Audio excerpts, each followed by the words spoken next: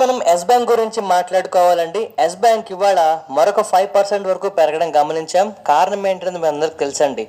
మనకి RBI HDFC బ్యాంక్కి acquire చేయడానికి స్టాక్లో ఇంచుమించుగా 10% వరకు ఎక్వైర్ చేయడానికి అప్రూవల్ అయితే ఇచ్చిందండి. ఈ న్యూస్ వల్ల పెరగడం జరుగుతుంది.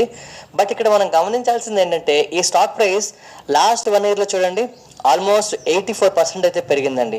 అలాగే 5 ఇయర్స్ డేటా కనుక మనం గమనిస్తే ఇక్కడ రౌండ్ బాటమ్ అనేది మనకి ఫామ్ అవ్వడం స్టార్ట్ అవుతుంది. ఇక ఓకేనా అండి. ఇక్కడ మనం గమనిస్తే ఓవరాల్గా ఇంచుమించుగా 35 to 45 అనేది మనకి చాలా చాలా క్రూషియల్ జోన్ కింద అయితే యాక్ట్ చేయబోతుందండి ఫర్దర్గా.